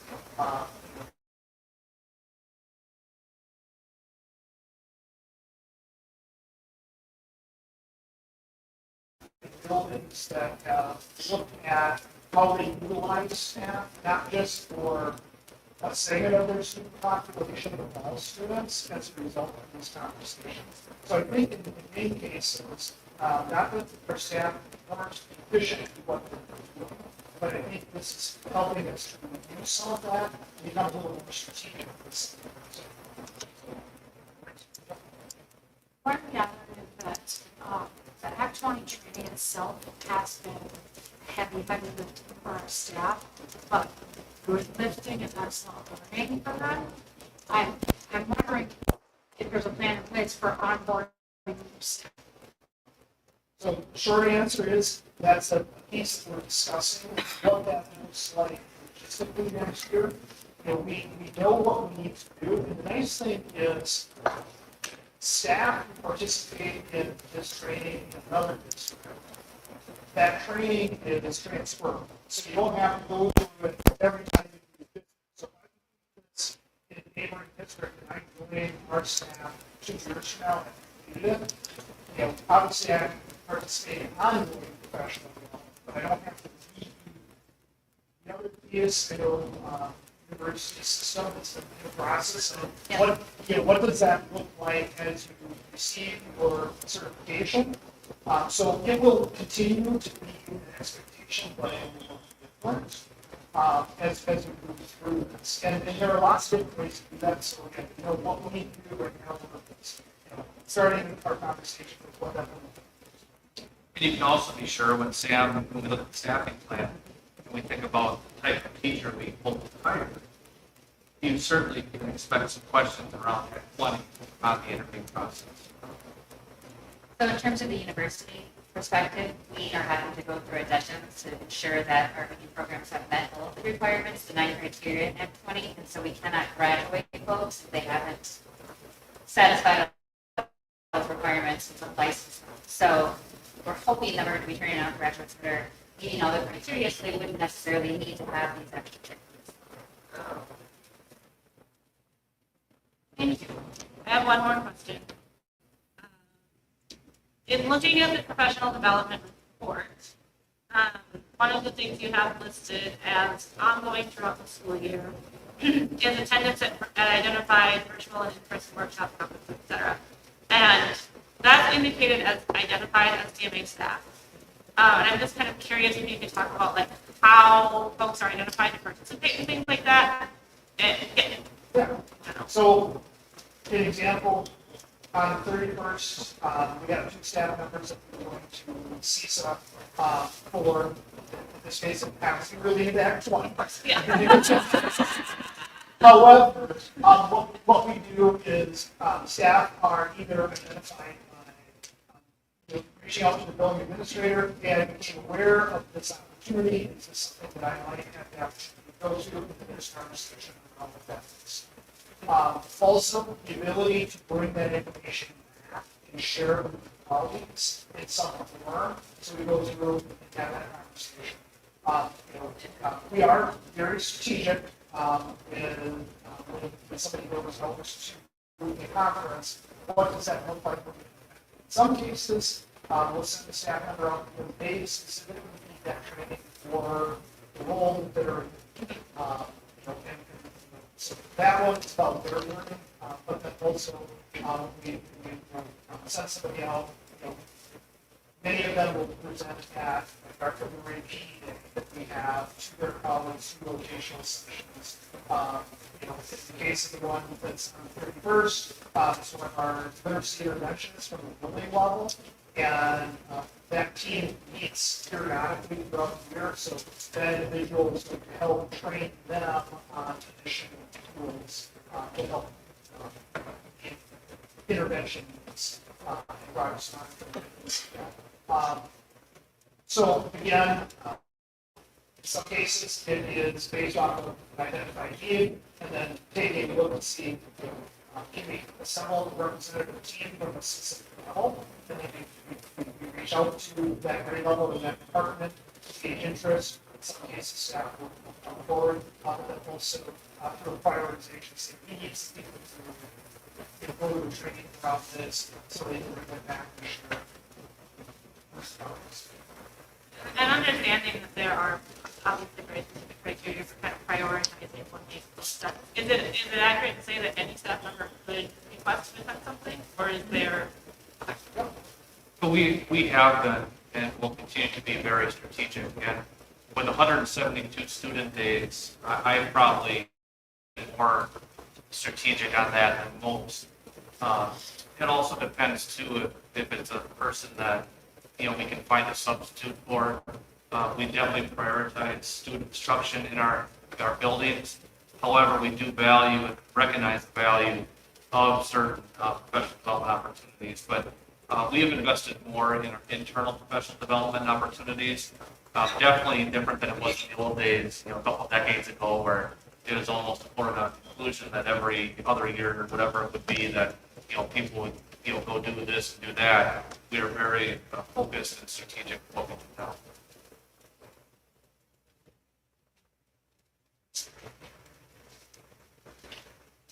Other questions or discussions about the professional development report?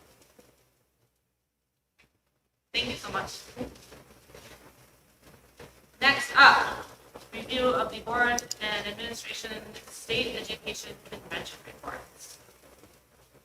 So a number of us attended the state education convention last week. Folks, everyone should have access to a summary document where most of us, or all of us, shared notes on the sessions that we went to. Are there any major overriding themes people want to share, or big picture thoughts that anyone wants to share, including Brian and their anything you want to lay down? I thought it was a great convention, lots of good things. Really nice. I don't want to, well, I'm going to call him out anyway. This guy over here, he's a Nathan's fan. Got an opportunity to learn things about each other. That being said, part of the whole idea of going to a conference like this is getting to know people, in your own district and other districts and other people to find out about them. And so it's really nice to know more personal things about our board.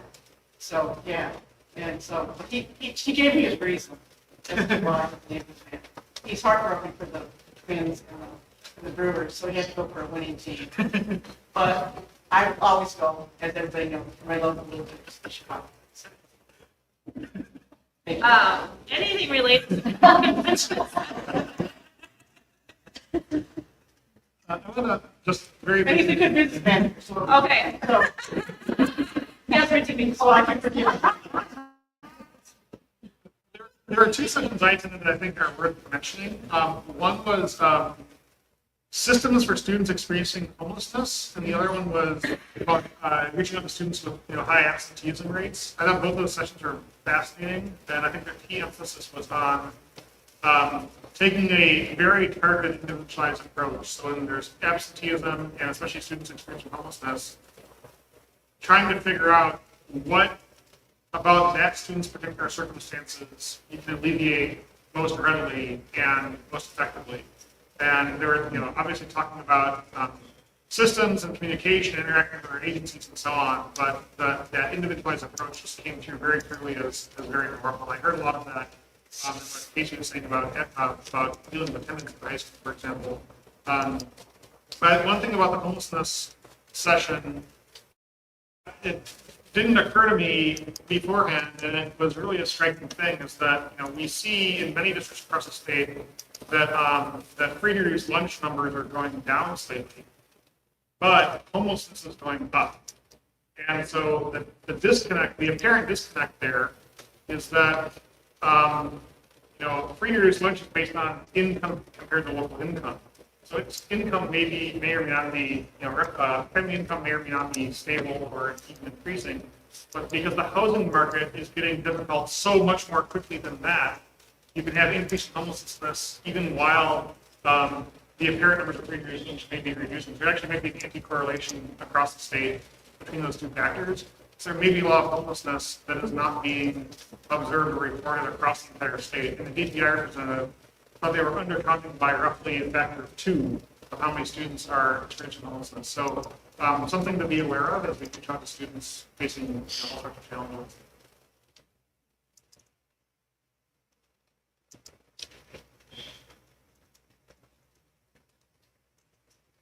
Any other big picture thoughts to share? I have one more thought.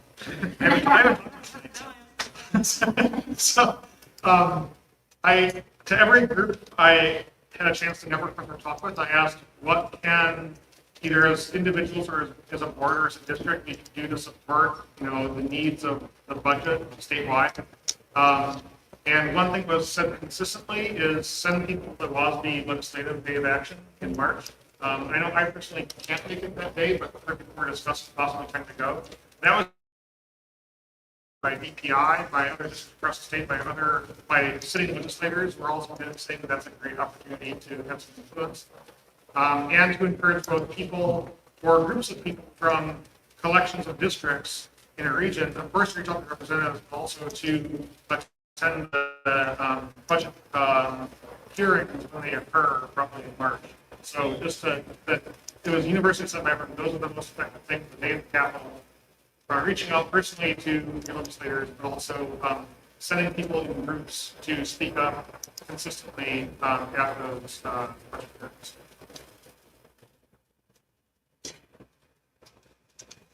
I will say that I've had the opportunity to sit in on a number of listening sessions as part of our strategic planning process, and I found a lot of parallels in the workshop I went to.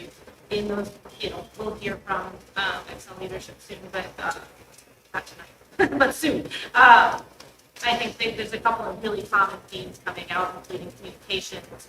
And I think that that's something we obviously are talking a lot at the school board level as well. I found a lot of great content in our workshops. I took a ton of notes.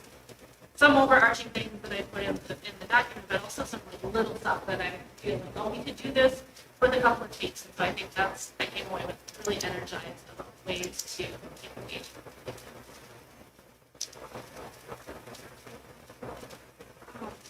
It's hard for me to select one thing to try to stand out because I have, every single time it's in a session, very difficult to select which one to go to because the topics were, I wanted all of them. But I did attend some on finance and on governance, attendance, and chronic absenteeism that were just, I learned so much. I'm still processing it. And I appreciate that we have access to the slides and all of the information. I will bring up one thing, which was the closing session on Friday morning. Joe Sanfilippo used to be the superintendent, pretty great by me, but is now a published author and speaks all over the place. I want to say international. He was there and had his typical fabulously uplifting message, but he asked the crowd also for people to think about, everyone in the audience to think about a teacher that has impacted their lives and what that teacher did. And so everyone was thinking about this and then called on two people to stand up and share. And I was one of them, because probably I was jumping up and down so much that might have been the screaming and the whistling. So he took his camera and he videotaped my response. And so that shout out to the teacher in our Saracen in grade 2 at River Heights School. He recorded that and then he asked me for her contact information and he sent a text message to her saying, hey, this is Chelsea Sanfilippo, tell me who it was and what just happened in this session, and including the video to Sarah. And so she, I know we hear from her till after school, we're glad we heard from her, so, and she did indeed reach out. She was having an especially unique, I will say, day, and that was just a perfect timing video for her to receive. So she was just in tears. And it went a long way just to show how much something so small that to step. Also, just the passion, I went to the for Teachers of the Year, and just the passion that they had the work they do, whatever they were just amazing. And every one of them was here, something.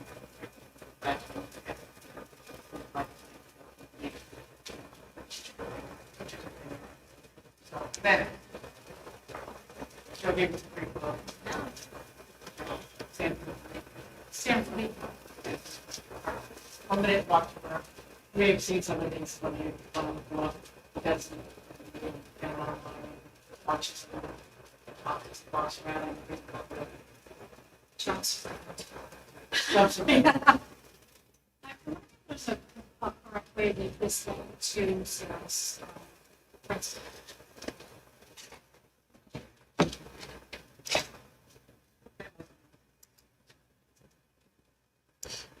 Something that stood out to me this year, overall, I had another great connection and I learned a lot. And Delegate Assembly was great, but one thing I appreciated was just the fact that your full board effort is going. It's not always easy to spend that day away. So I just appreciated everyone's effort in getting there and getting to know everyone, even outside of like school board stuff.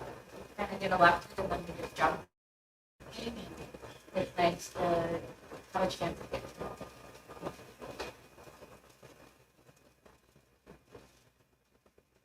Any other final thoughts regarding the CCC? Right. Next up, we have a review of our annual board member attendance report. This is just an information report. Well, you can actually pull up our current board attendance 2024 school year, and then for information there for the last 2 school year report. Overall, there's not a lot of fancy talk on here, so good job. Any questions or discussion about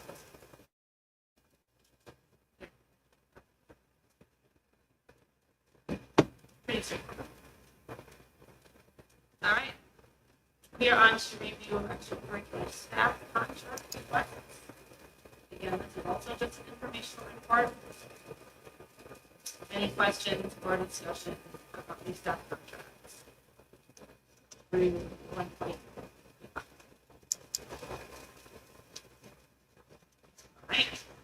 Being done. Moving right along, now you are down to items related to next meeting dates, board committees, and report. The QIC meets on February 3rd, that's next Monday. No school on February 7th. Students and staff is a professional development day at the already February 10th. We also have our regular school board meeting on February 10th. We will be meeting at Oak Lawn Elementary School on February 10th. Don't go right there. Hopefully everyone can find it. Don't go to the ASC on February 10th. And on the 24th, we will be meeting at River Heights Elementary. And also, I just want to take this moment to thank Jenny again for making this all happen.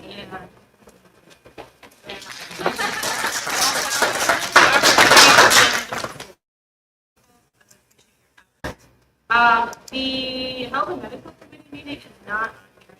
But that meeting is this Thursday, January 30th. Yes, all right, great. Any questions about items related to next meeting date? I guess I should also say on February 10th, just as a reminder, there are several study sessions scheduled that day with staff groups and with community. So if you have signed up to sit in on any of those, don't forget that those aren't done yet. And I think those are the last scheduled strategic planning sessions. Correct? I will not be able to be at QIC for the other countries, so I need to see me. Oh, okay. Great. Thank you. Well, I might actually be late tonight, so we should be, okay, you know.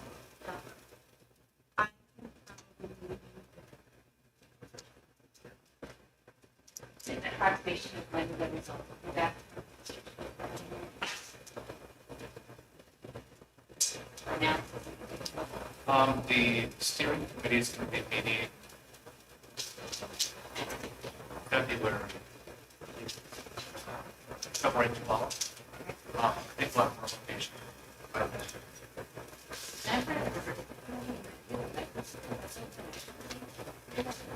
No, that's not committee now. So, yeah. Are there scheduled meetings? No, if there is an issue that the committee, the committee members have brought an issue, then they're home. So is there a list? Yeah, I think that was shared out, and the reorganization meeting. Oh, the strategic planning. The letters just went out today, so I think Brian and Joanne are waiting to hear back confirmations. Yeah, we can do it, but we can plan update the next board meeting if you'd like. Yeah. That's motion to review. And there's no other questions or discussion on the next meeting. Maybe do those strategic plans, update. Strategic plan. So it should be The second meeting is February. Because by the second meeting in February, the steering committee is not. Sure. Good idea. Yeah, I just want to. And then report. Once that steering committee is confirmed, you can share that report. Other questions or discussions related to the next meeting? Not adjourned. Great, stand adjourned. Thanks everybody for sticking with us. This is a long agenda tonight. Have a good evening.